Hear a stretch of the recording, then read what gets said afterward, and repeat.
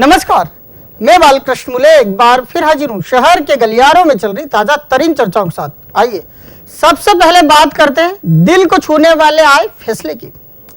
इस बार supreme court से आया एक फैसला पसंद नहीं बल्कि नापसंद से जुड़ा हुआ है। सुप्रीम कोर्ट ने अपने एक अहम फैसले में मतदाता की नापसंद को महत्व दिया है। अब इस फैसले की जिधर देखो उधर ही तारीफ हो रही है और इसे लोकतंत्र को अत्यधिक मजबूती देने वाला फैसला कहा जा रहा है। जरा सोचिए, जब ईवीएम में नापसंद का भी बटन होगा तो इसे दबाने वाले मतदाता को कितना सुकून मिलेगा। चुनाव सुधार की राह में फिर एक अहम कदम बढ़ा है। हालांकि ये कदम भी सुप्रीम कोर्ट के फैसले के बाद ही आगे राह बनाता दिखाई देगा। जैसे ही नापसंद का फैसला आया, इसकी चर्चा देश भर में की गई। फैसले के मुताबिक अब ईवीएम में नापसंद यानी कोई नहीं कहने का अधिकार वाला बटन भी होगा। अब तक ये होता आया है कि यदि किसी मतदाता को अपने मताधिकार का उपयोग नापसंद में करना होता था तो उसे एक कागजी कार्रवाई से होकर गुजरना पड़ता था, लेकिन अब ऐसा नहीं होगा। अब सीधे बटन दबाओ और आगे बढ़ जाओ। जैसे ही ये फैसला लोगों ने सुना, वे मन ही मन खुद को शक्तिशाली महसूस करने लगे हैं। खुशी से फूले नहीं समा रहे हैं। फैसले का स्वागत गली गली किया जा रहा है। हर जगह फैसले को लेकर चर्चाएं की जा रही है। कहा जा रहा है कि पहले मतदाता पसंद और कम पसंद के बीच का अंतर निकालकर कई बार अपने मताधिकार का उपयोग कराता था, लेकिन उसके पास नापसंद का विकल्प न होने से वो सटीक और मुंहतोड़ जवाब नहीं दे पाता था। चुनाव सुधार को लेकर इन दिनों यूं भी अब बेबाकी अपनाई जा रही है। मतदाता हर वो अधिकार चाहता है जिससे वो एहसास कर जाए कि लोकतंत्र में वो ही भगवान की भूमिका में है। आखिर वही तो सरकारें बनाता है और नेता भी बनाता है। अब सुप्रीम कोर्ट से आए फैसले का स्वागत चुनाव आयोग ने भी कर दिया है। कोर्ट ने सरकार को भी आयोग की मदद के निर्देश जारी कर दिए हैं। वैसे समय सीमा तय नहीं है, लेकिन आम लोगों को लगता है कि समय पर आए इस फैसले को आयोग समय रहते लागू भी कर देगा। मतलब इस बार लोग बुरे और कम बुरे को चुनने की बजाय अपनी नापसंदगी को भी जग जाहिर कर सकते हैं। वैसे कोर्ट के इस फैसले का असर सभी राजनीतिक दलों पर पड़ेगा। उन्हें फैसले ने झटका ही दिया है। अब यदि किसी भी पार्टी ने मनमाने तरीके से उम्मीदवार थोपे तो वो भी एक्सपोज हो जाएंगे। बीजेपी के भावी प्रधानमंत्री नरेंद्र मोदी राजधानी आए और पार्टी का माहौल बनाकर निकल गए, लेकिन मोदी जाते जाते कुछ कहे बगैर ही प्रदेश नेतृत्व को सच का सामना करा चले गए। दरअसल पार्टी के महाकुंभ में कार्यकर्ताओं ने अनेक दिग्गजों को मंच से बोलने ही नहीं दिया। लगातार हुटिंग हुई, लेकिन जैसे ही मोदी ने माइक संभाला, माहौल कीप एंड साइलेंट हो गया। अब जैसे जैसे समय बीत रहा है वैसे वैसे संगठन के समझ आ रहा है अकेले शिवराज के भरोसे हैट्रिक की बात बेईमानी होगी। भारतीय जनता पार्टी तीसरी बार भी सत्ता में आए, यही शिव की इच्छा है। लेकिन क्या शिव अपनी इच्छा अकेले अपने दम पर पूरी कर सकते हैं? इस बात को लेकर समूचे प्रदेश के गलियारों में ढेरों प्रश्न खड़े किए जा रहे हैं। पार्टी ने महाकुंभ किया, लेकिन बूथ स्तर पर कार्यकर्ता शिव को सुनने गया या फिर अपने प्रिय मोदी को? पार्टी शुरू से लेकर आखिरी तक केवल यही भुनाती देखी गई कि भाजपा सबसे बड़ा संगठन है और उसने जो आयोजन किया है वो दुनिया का सबसे बड़ा राजनीतिक महाकुंभ है। पार्टी के कर्णधार इस बीच ये नहीं देख पाए कि इस महाकुंभ में पहुंचे लाखों कार्यकर्ताओं के मन में क्या था। वो तो भला हो उस पीएम इन वेटिंग का, जिसने सूबे के मुखिया शिवराज के कृतित्व का बखान कर उन्हें ऊंचा मुकाम दे दिया। वरना अब लोग उस बात को भी चर्चा का रूप दे रहे थे, जिसमें चलते लाइव टेलीकास्ट में ये आवाजें भी आ गई थी कि मामा बस भी करो। यही नहीं, कार्यकर्ताओं ने डॉक्टर मुरली मनोहर जोशी तक की हुटिंग कर डाली। कार्यकर्ताओं ने उमा भारती को उत्साह के साथ सुना और मोदी को पूरी गंभीरता से। बाकी बचे नेताओं को तो कार्यकर्ता लगातार ही हूट करते रहे। अब ये सच्चाई भरी बातें राजधानी से लौटे कार्यकर्ता बेबाकी से कर रहे हैं। कह रहे हैं, क्या सुने सर, हमेशा बोलते हैं, करते तो कुछ नहीं। अब जिधर देखो उधर ही अनुशासित कार्यकर्ताओं द्वारा की गई हुटिंग की चर्चा है। कहा जा रहा है कि शिव की तीसरी बार की इच्छा बगैर उमा और मोदी के पूरी नहीं हो सकती, इसीलिए अकेले अकेले चलना छोड़ो, वरना गाड़ी कब बेपटरी हो जाएगी बताने वाला भी नहीं मिलेगा। महाकुंभ में भले ही बुरखे कहीं नहीं दिखे हो, लेकिन बुरखे की राजनीति अब खाकी के गलियारों तक पहुंच चुकी है। खाकी इस मामले में मिली शिकायत के बाद जांच करने का मन बना चुकी है, जबकि भाजपा अब बुरखे की आड़ में दिग्विजय की खुली घेराबंदी करते दिखाई दे रही है और मोर्चा संभाला है एक पुराने पार्षद रहे शेखर की बेटे। चुनावी साल में हर मुद्दा रंग लाता है। मुद्दा छोटा हो या बड़ा, हर मुद्दे पर राजनीति होना स्वाभाविक है। खरीदी के मामले में सबसे पहला बयान दिग्विजय सिंह का आया तो पूरी कांग्रेस अति उत्साह में आ गई।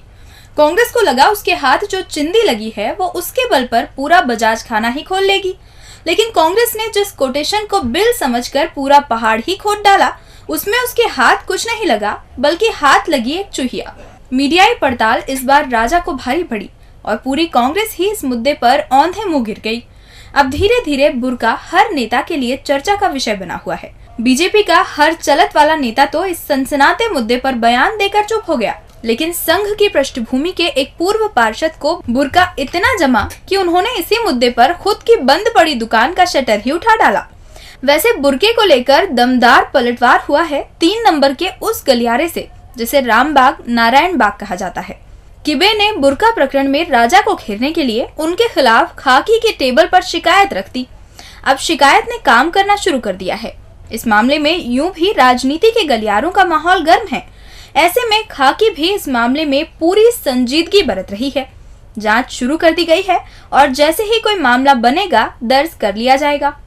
हार कर जीतने वाला बाजीगर कहलाता है, लेकिन ये क्या राजनीति के बाजीगर बने कांग्रेसी विधायक बाल मुकुंद गौतम बाजी के पलटते ही अब उन सभी प्रशासनिक अफसरों पर फिर पड़े हैं जिनकी वजह से उन्हें जीत कर भी हारे विधायक का तमगा लगाए घूमना पड़ा। अब इस बाजीगर का तोड़ प्रशासनिक गलियारों में ढूंढा जा रहा है। कहा जा रहा है कि अब बाजीगर को नहीं रोका तो फिर वो सबको हैरान करने में कोई कसर नहीं छोड़ेगा।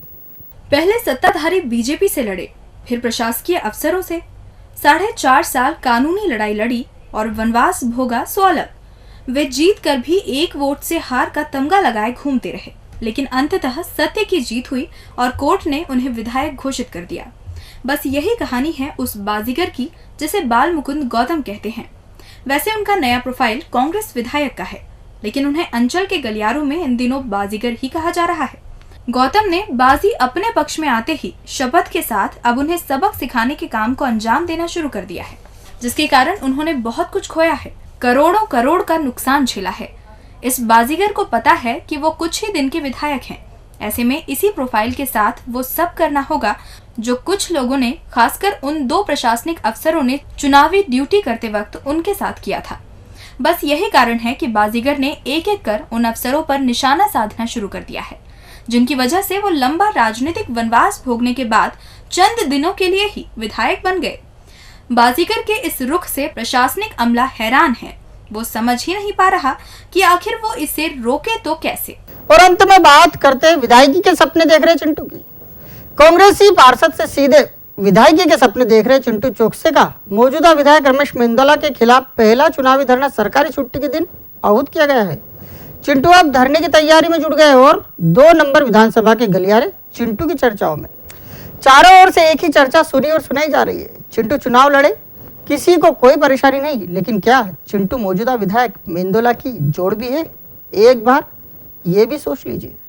एक जमाना था जब 2 नंबर विधानसभा क्षेत्र कांग्रेस पार्टी का गढ़ हुआ करता था। समय चक्र बदला और वो स्थान अब भाजपा ने ले लिया है। जिस तरह की चर्चाएं हम आज कांग्रेस के लिए कर रहे हैं, उससे कहीं ज्यादा बदतर हालात भाजपा ने 2 नंबरी इलाके में झेले हैं। वैसे जानकार ये भी कहते हैं कि इलाके में आज भी कांग्रेस का बीज है। उसकी हालत इतनी दयनीय भी नहीं है कि कांग्रेस चाहे जहां झंडा भी नहीं लगा सके, धरना भी नहीं दे सके। कांग्रेस ये सब कुछ कर सकती है, उसे कोई रोकने टोकने वाला नहीं है, बल्कि भाजपा को तो कांग्रेसी ये सब कभी करने ही नहीं दिया करते थे। चलिए छोड़िए, आप भी कहेंगे कहाँ गढ़े मुर्दे उखाड़ने लग गए। हम 2 नंबर विधानसभा क्षेत्र के उन गलियारों की चर्चा को आगे बढ़ा रहे थे जो इलाके के घर घर में की जा रही है। लगता है हाईकमान ने 2 नंबर से चिंटू को हरी झंडी दे दी है और चिंटू ने भी पहला चुनावी धरना देने की ठान ली है। 2 नंबर में चिंटू को छोड़कर ऐसा कोई कांग्रेसी नहीं जो मौजूदा विधायक के खिलाफ दहाड़ सके। इसके लिए चिंटू बाकायदा बाहरी नेताओं की शरण लेंगे और मजमा जमाकर वही सारे आरोप लगाएंगे जिसे एक एक कर मतदाता सुनता समझता आया है। मतदाता तो सालों से यही कर रहा है, दादा के भंडारे में जीम रहा है, उनकी दी साड़ी पहन रहा है। अब कुकर बट गए तो खिचड़ी पकाकर खा भी रहा है, लेकिन इसमें फिर नया क्या। अब ऐसे में 2 नंबरी एक ही चर्चा करने को विवश हैं, वो है जोड़ की। क्या चिंटू जोड़ है मेंदोला की? नहीं ना, तो फिर क्यों उसे लड़ाया जा रहा है? डीजी न्यूज के खास कार्यक्रम गलियारों से को आप यूट्यूब पर भी देख सकते हैं। गलियारों से के आज के अंक में फिलहाल इतना ही। ताजा खबरों के लिए आप देखते रहिए डीजी न्यूज।